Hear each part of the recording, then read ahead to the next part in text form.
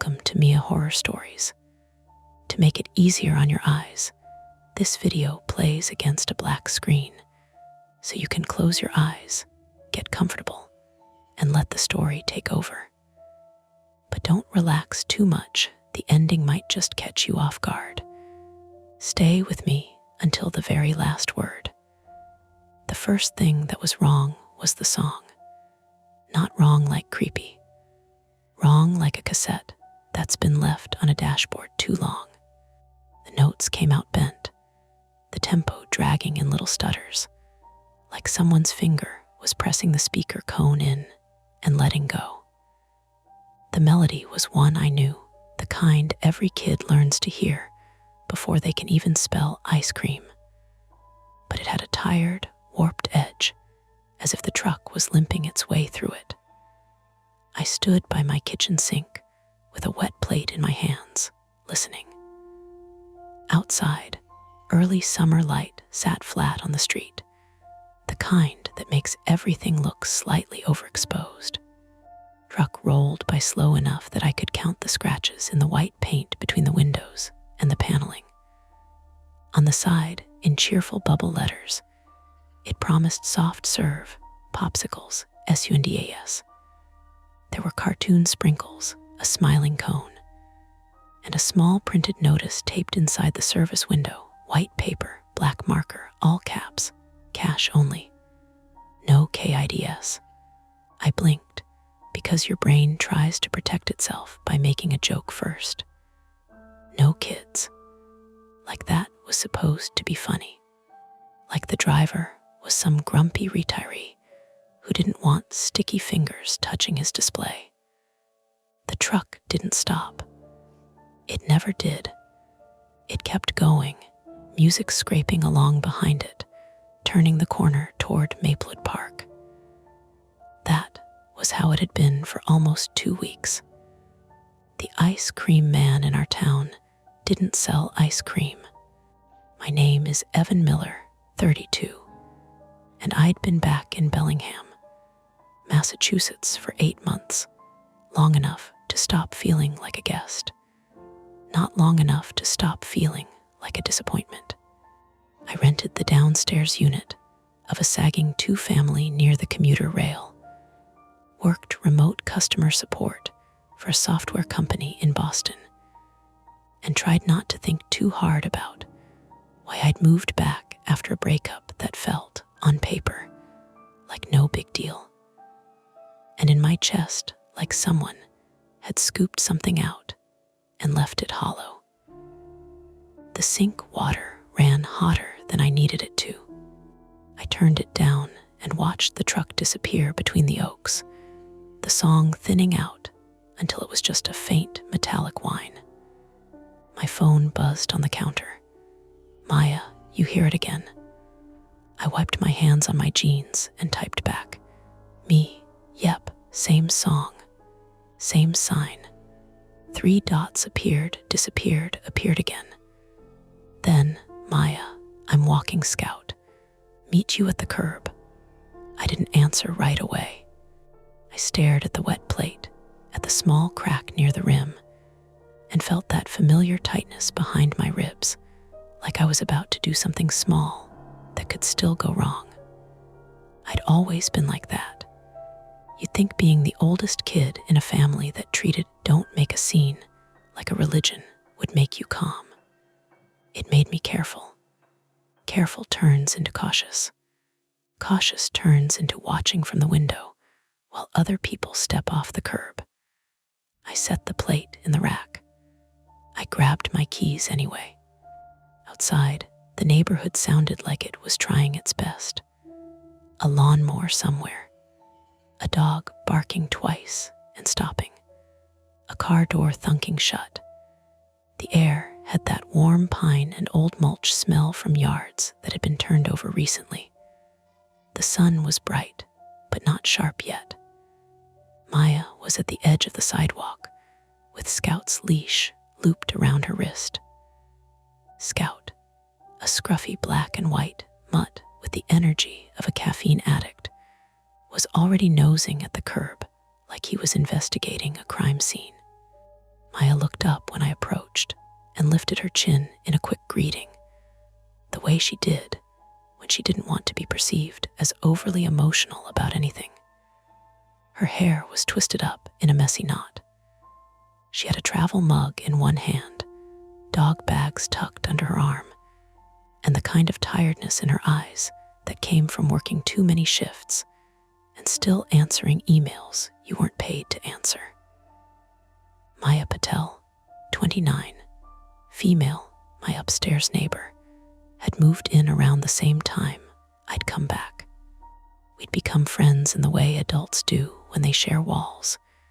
You recognize each other's footsteps, and you end up knowing more than you planned. "You heard it," she said, as if the truck was an opinion and not a fact. "Yeah," I nodded toward the corner. It went toward the park.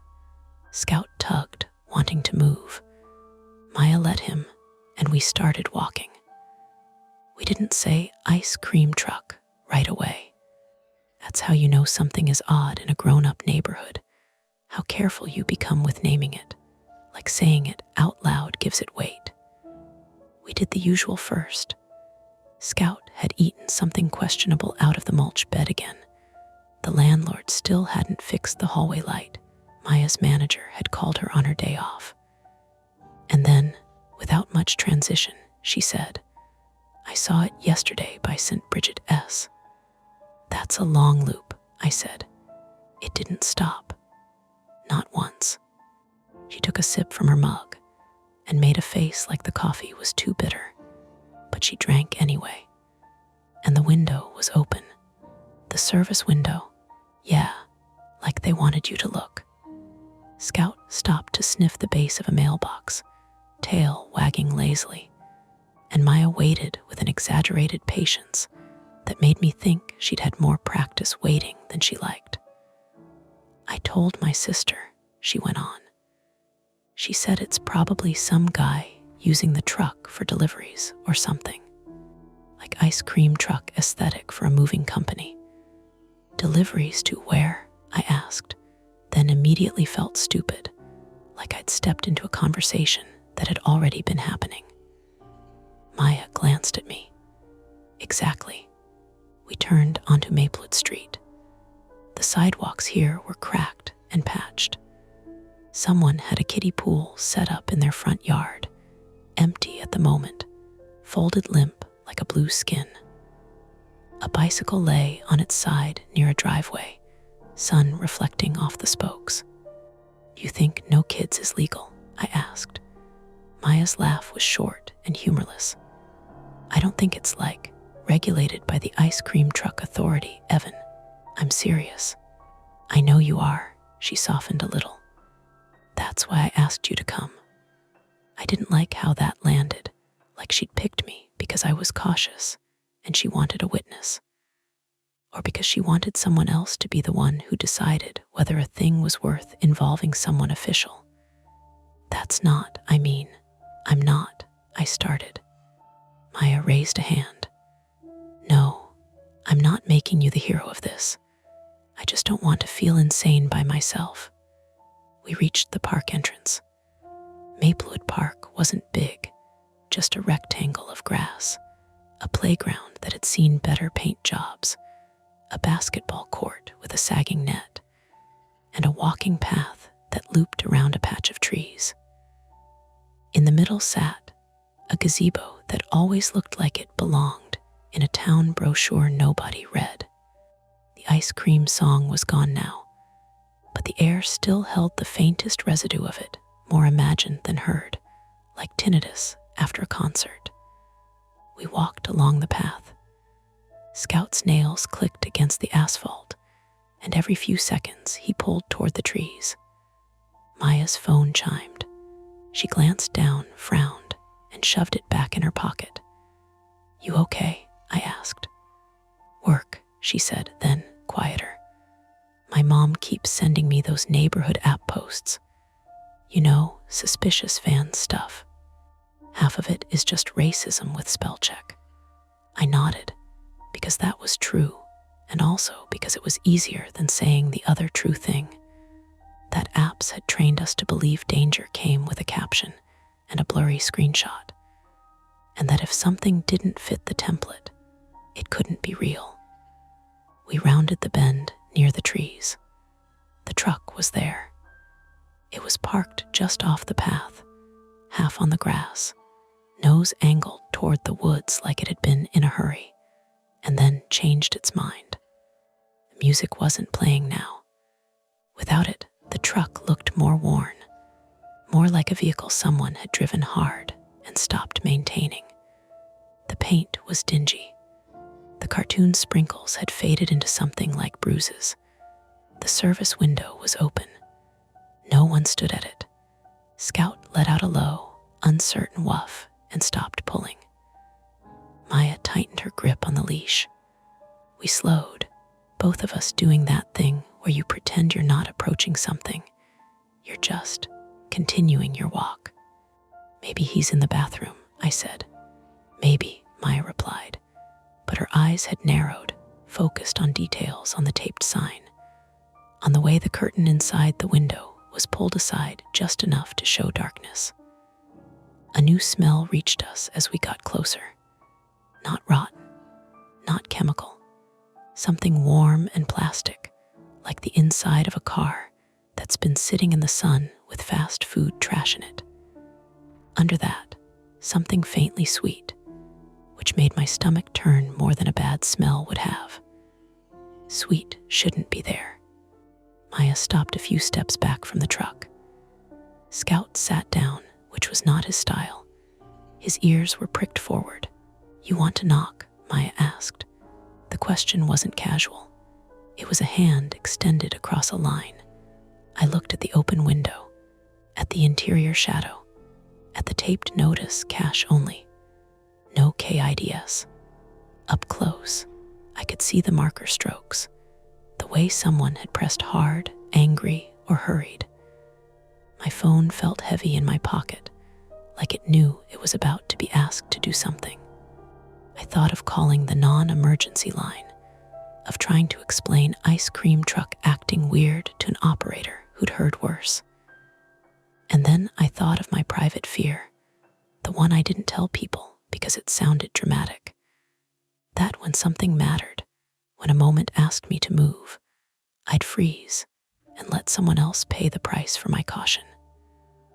Maya's gaze flicked to me, then back to the truck. She took a half step forward. "Evan," she said, voice low, "we can just leave.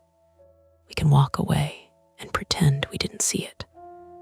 Scout's leash creaked slightly in her hand.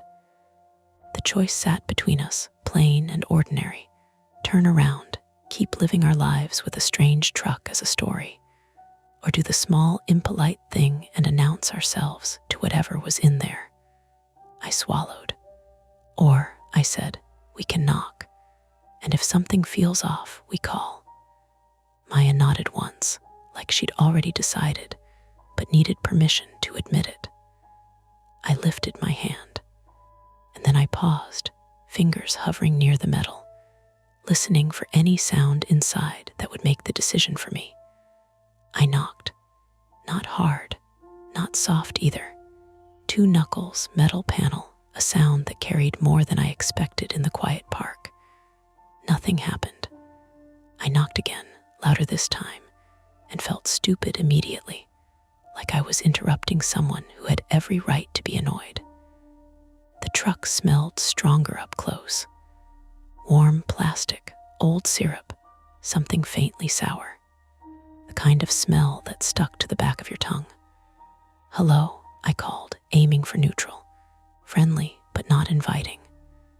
Maya stayed a step behind me, Scout pressed against her leg. She hadn't let go of the leash. Her eyes tracked the open service window, the dark interior, the way the curtain inside shifted slightly with the breeze. "There's no music," she said quietly. Yesterday it kept playing even when it parked. I leaned closer to the window. The inside was dim, but not pitch black. I could make out a counter, a freezer chest with peeling decals, a stack of paper cups. No person, no movement. That's weird, I said, and immediately hated how weak it sounded. A sound came from inside the truck. Not a voice, not exactly. More like a shuffle, followed by a dull thud, like something had slid and hit the wall. Maya's hand tightened on Scout's leash. Did you hear that? Before I could answer, the passenger side door of the truck opened. A man stepped down onto the grass. He was older than I expected. Mid-50s, maybe.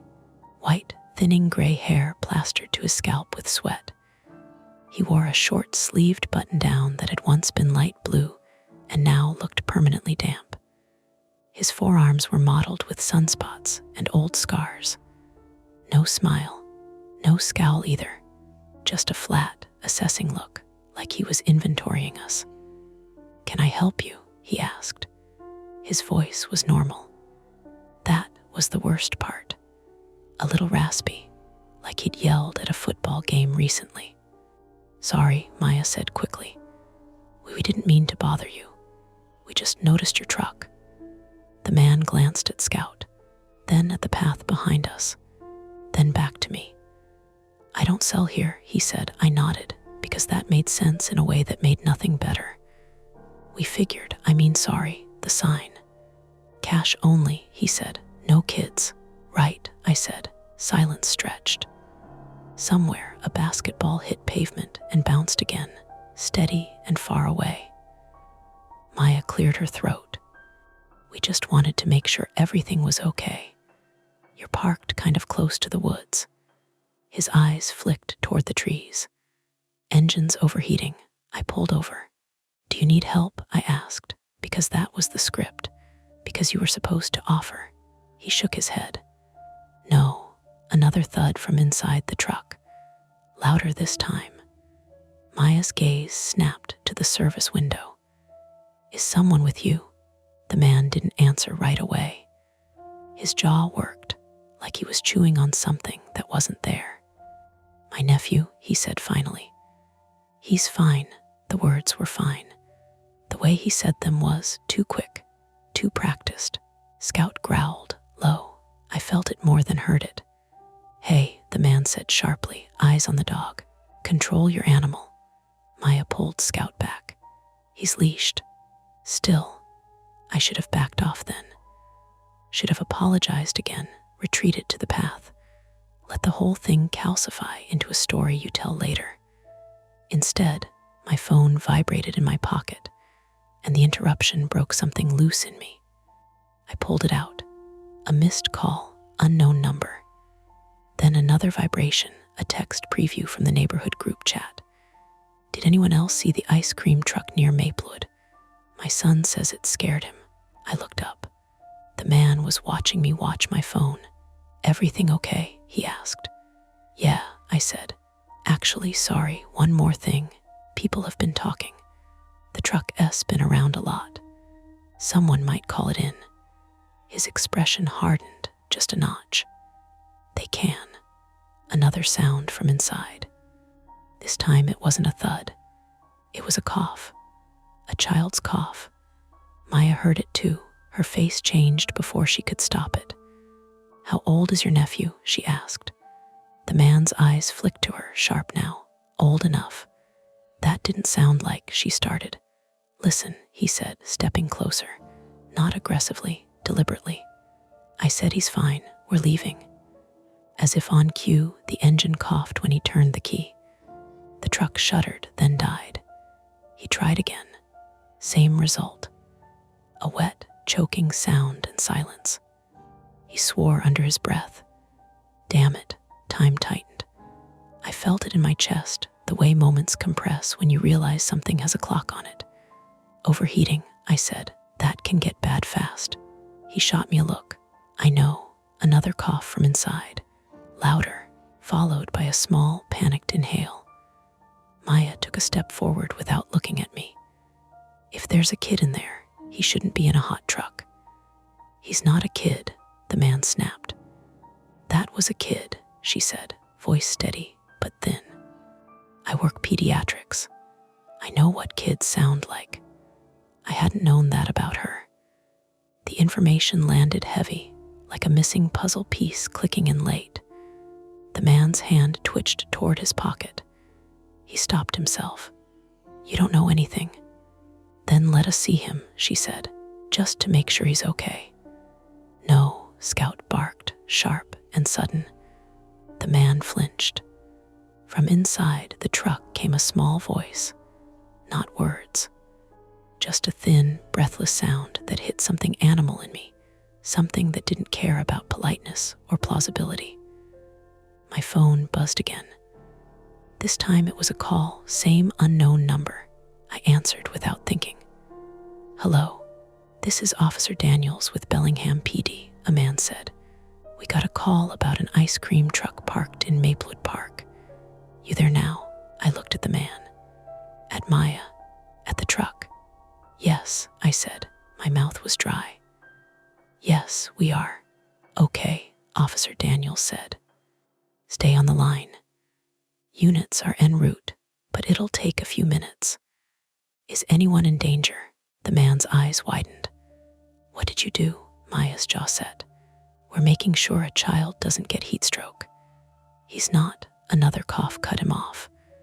Wet, desperate. "Sir," I said into the phone, louder now, "there's someone inside the truck. Possibly a minor. The engine won't start." The man lunged toward the cab. Maya moved too, blocking him without touching him, Scout snarling at her side. "Get out of the way," he said, voice shaking now. "Open the door," she said. Now, the man hesitated. His eyes darted to the path, to the trees, to the open service window. Inside the truck, something banged against metal. A fist, a foot. Panic had weight. The man made a decision. He bolted, not toward the woods, toward the driver's side door, yanking it open, reaching inside for something, keys, maybe, or worse. Maya grabbed my arm. "Evan," I moved. I didn't think about freezing. I didn't think about consequences. I grabbed the edge of the service window and pulled hard. The metal groaned. The latch gave way with a shriek that echoed across the park. Hot air blasted out, thick and foul. Inside, a boy lay on the floor between the freezers, skin flushed, eyes wide and unfocused. His wrists were red, not bound now, but marked. He looked at me like I was the wrong answer. The man screamed my name. How did he know it? And something heavy slammed into my shoulder, sending me stumbling back. The phone flew from my hand. Maya shouted. Scout lunged. And somewhere behind us, sirens wailed, closer than before, but not close enough. The man's shoulder hit me like a sack of cement. I went down hard, catching myself on my hands, skin scraping against the gravel edge of the path. The world tilted, sound warping for a second, the basketball thumping too loud, Scout barking too close, Maya shouting my name like she was calling from underwater. The driver didn't chase me. That was the first mistake I noticed. He pivoted instead, lunging back toward the cab, one hand outstretched, fingers grasping for the ignition or the glove box. Something clattered inside the truck, metal on metal like keys knocked loose. "Evan, get up," Maya yelled. I pushed myself upright, knees shaking. My palms burned, little stones embedded in the skin. The service window yawned open beside me, heat pouring out in waves. Way inside let out a thin, broken sound that might have been my name, or might have been nothing at all. "Hey," I said, leaning in despite the smell, despite my pulse hammering so hard it felt like it might bruise my ribs. "You're okay. We're here. What's your name?" His lips moved. No sound came out. The driver swore and slammed the cab door. He rounded the front of the truck, breathing hard now, sweat cutting pale tracks through the grime on his face. "Get away from him," he shouted. "You don't know what you're doing." Maya had her phone up, thumb hovering. eyes flicking between the boy and the man. Scout lunged again, barking so violently his whole body shook. "Open the back," Maya said. "If you won't, we will." "There is no back," the man snapped. "It's sealed." That was new. I glanced along the truck's length. He was right, no rear doors, just solid paneling, dented and sun-bleached. First attempt.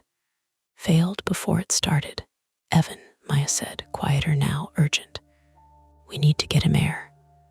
Water, something." I looked around. The park suddenly felt too small, like the trees had crept closer. To our left, the basketball court. To our right, the tree line. Behind us, the path back to the playground and the street beyond. A jogger appeared on the far path, earbuds in, oblivious. Relief spiked and died just as fast. He was too far, and this wasn't something you yelled about casually.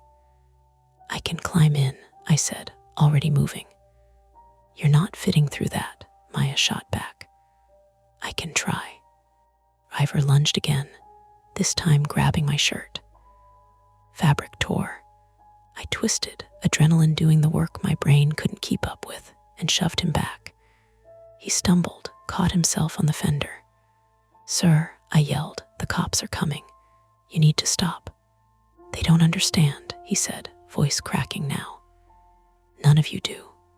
The boy coughed again, deeper this time. His head lolled to the side.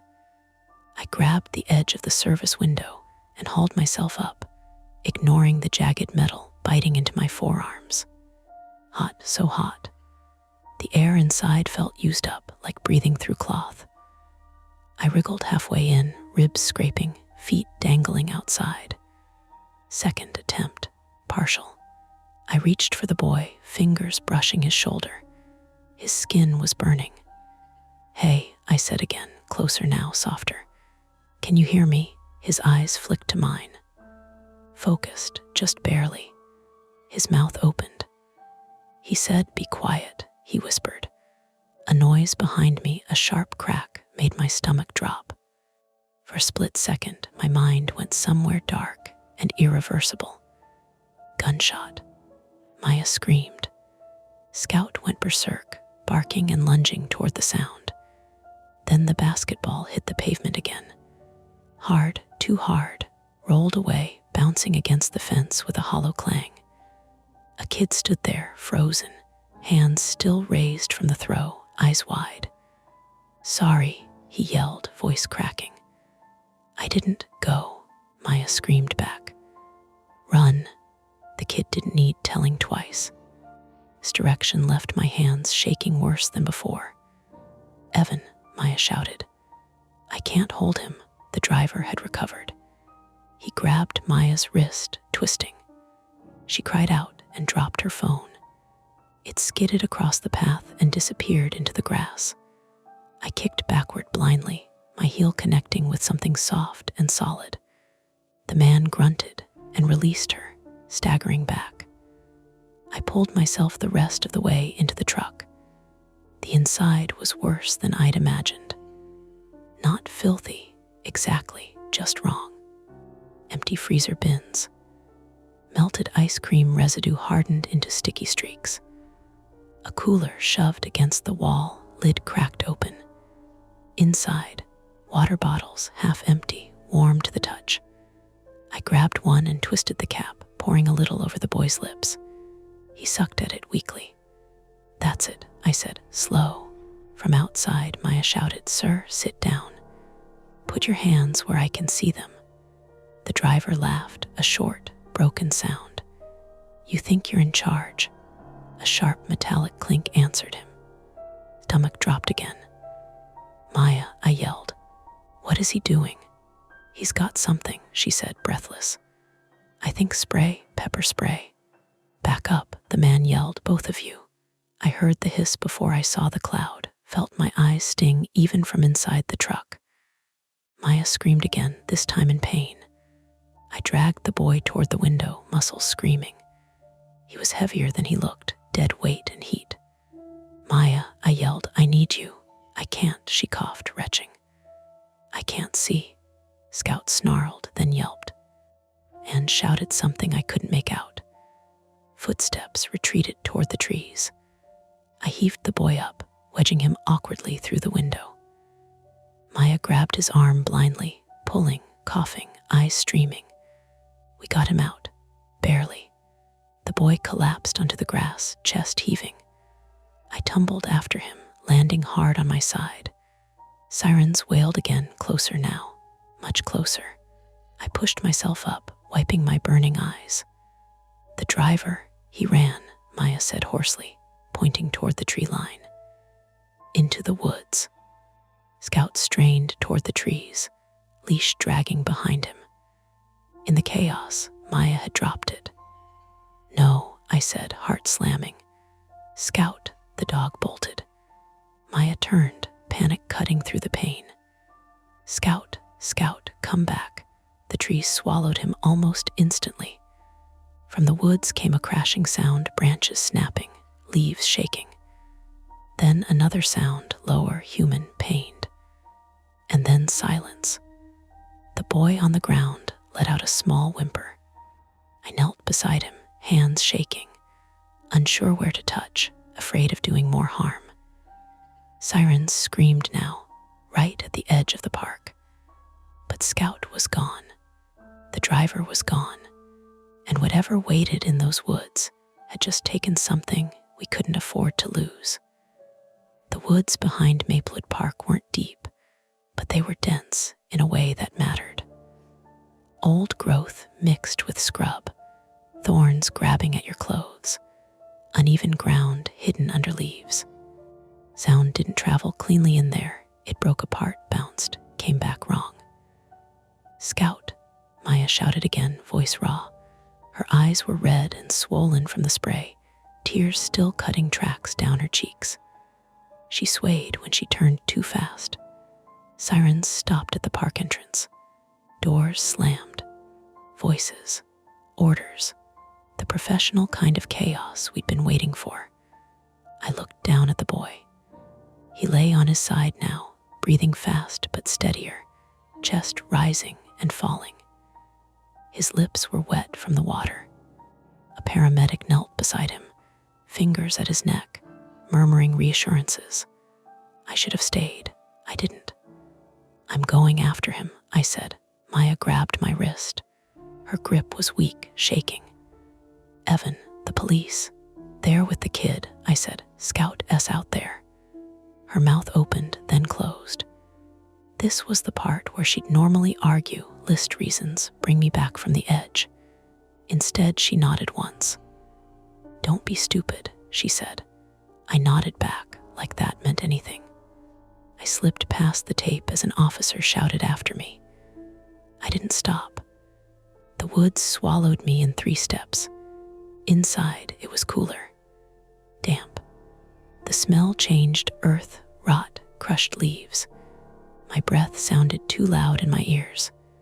Scout, I called, softer now. A branch cracked ahead of me. I froze, heart punching hard enough to make my vision blur. I listened, counted my breaths. Then I heard it, a low growl, Scouts. I moved toward it, slow, careful. The ground sloped down into a shallow ravine where rainwater collected and never fully drained. Mud sucked at my shoes. The driver was there. He was half fallen, half crouched, one hand braced against a tree, the other clutching his side. Scout stood between us, teeth bared, hackles raised, body trembling with effort. There was blood on the man's shirt, dark and spreading. Call him off, the man gasped. Let go of whatever you're holding, I said. He laughed, then hissed in pain. You think I planned this? I didn't answer. My eyes tracked his hands. No weapon, just a set of keys clenched tight, knuckles white. Scout, I said quietly. Good boy, stay. The dog didn't move. The man slid down the tree, leaving a smear behind him. He pressed his hand harder into his side. He wasn't supposed to get sick, he said. I was just driving. You locked him in a truck, I said. He was supposed to sleep. His voice cracked. I told him to be quiet so he wouldn't panic. "Why no kids?" I asked, though I already knew. He looked up at me then, eyes glassy. "Because people look when kids are around." Scout lunged an inch closer, snapping. "Scout," I said, louder now. "Down." He didn't listen. The man tried to stand. His foot slid in the mud. He went down hard with a wet sound that turned my stomach. He screamed, sharp and animal. Scout was on him in a second, teeth sinking into the sleeve of his shirt, not flesh, tugging. The man flailed, free hand swinging wildly. He caught Scout across the muzzle. Scout yelped but didn't let go. I moved without thinking, grabbed the man's arm. It was slick with blood. He smelled like sweat and fear. "Let go," he screamed. "Let go of the dog," I screamed back. He kicked out, heel connecting with my knee. Pain flared hot and immediate. I went down, breath knocked out of me. The world narrowed to noise and mud and pain. Scout growled, deeper now, and bit down harder. The man howled. "Scout," I shouted. "Release." The dog hesitated. Just a fraction. That was enough.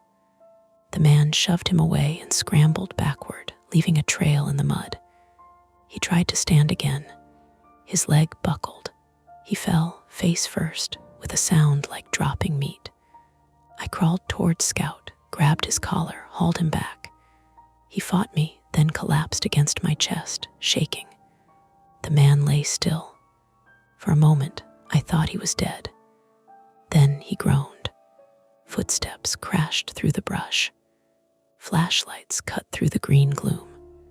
An officer slid down the ravine, boots skidding, gun raised but not pointed. "Hands," he shouted.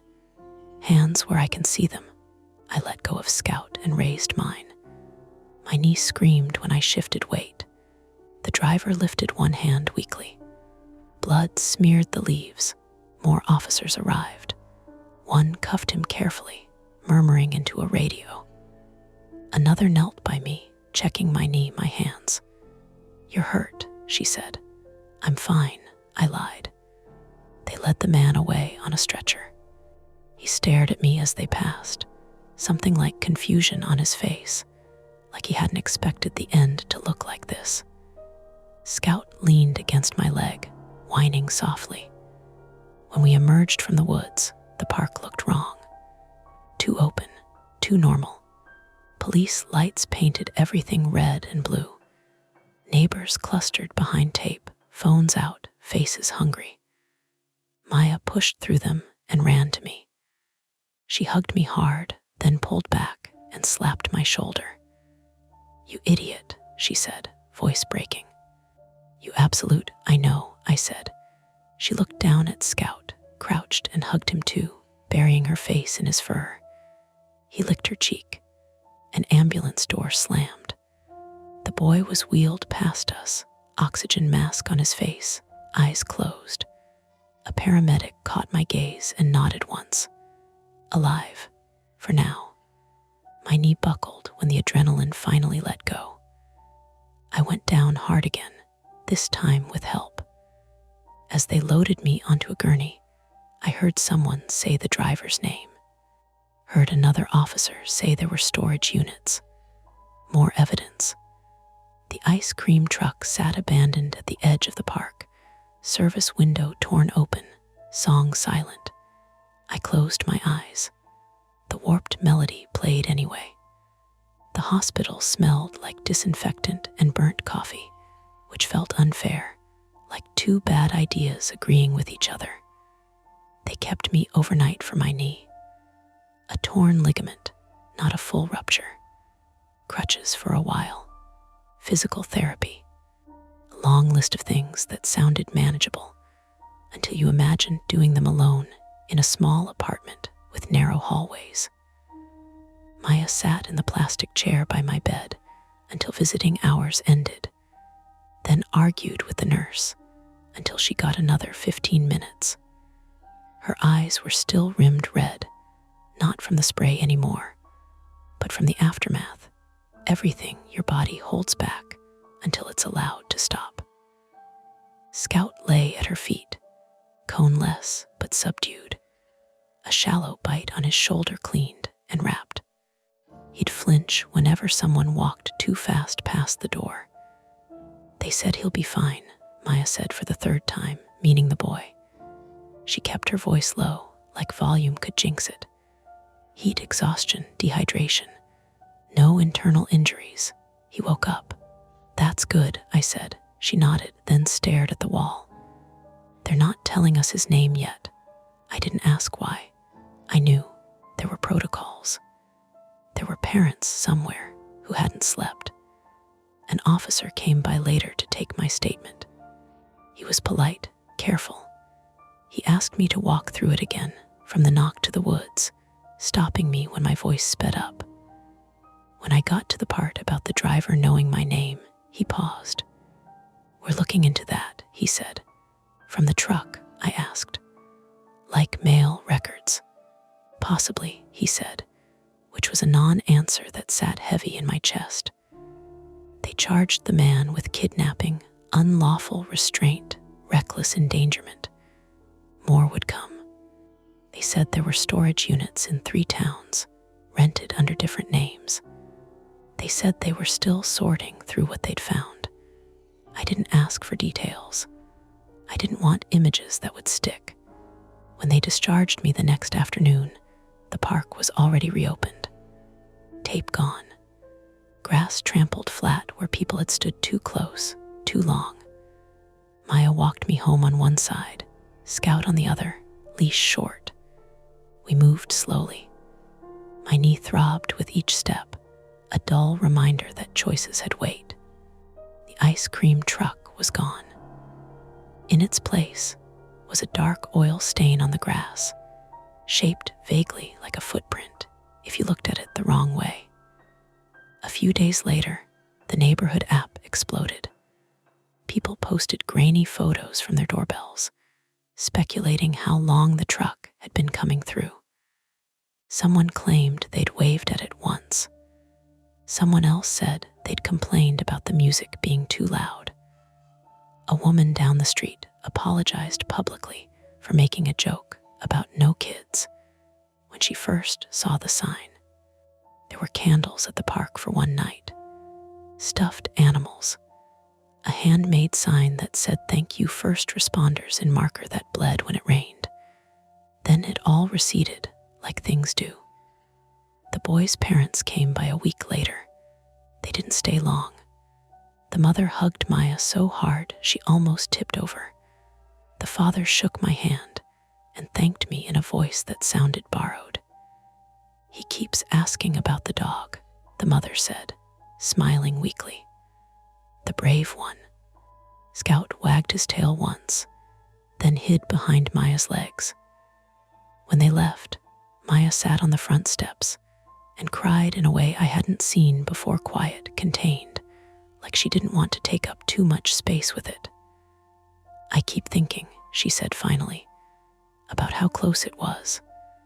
About how if we'd walked a different route, if you'd stayed inside. But we didn't," I said. She nodded. "I know, that's the problem. I went back to work too soon." My boss was understanding in the abstract way people are when something bad happens far from their desk. I answered tickets, apologized for bugs, stared at my screen until the words blurred. At night, I dreamed of the song, not the melody itself, but the distortion, the way it dragged, slowed, bent. In the dreams, it came from everywhere and nowhere. I'd wake up with my heart racing, convinced I'd hear it outside if I listened long enough. I never did. Summer moved on. Kids rode bikes again. The kiddie pool down the street got filled, emptied, filled. A new ice cream truck appeared one afternoon, bright, loud, doing everything it was supposed to. I watched it from my window, crutches propped against the wall. It stopped. Kids ran toward it, laughing. A man leaned out the window and smiled, handed over cones dripping pink and white. I waited for something to go wrong. Nothing did. Maya came to stand beside me. She didn't say anything. We listened to the song until it faded. Later that night, when the street was quiet, my phone buzzed. Unknown number. My stomach dropped before I even touched it. It was a text, no message, just a photo. A blurry shot of Maplewood Park at dusk, the gazebo, the trees, and at the edge of the frame, half cut off, the corner of a white truck. I stared at it until my eyes hurt. Then another message came through. Wrong number, sorry. I didn't reply. I turned my phone face down on the table and sat there, listening to the ordinary sounds of the house settling. The hum of the fridge, the distant rush of cars on the highway. Outside, somewhere far away, a song played, not ice cream, just music. Someone's radio, drifting and harmless. I told myself that was all it was. That's tonight's story. If it gives you chills, make sure to like, subscribe to Mia Horror Stories, and tap the bell so you never miss what's coming next. And if you're still brave enough, there are more dark tales waiting for you right here on the channel. Go watch another, if you dare.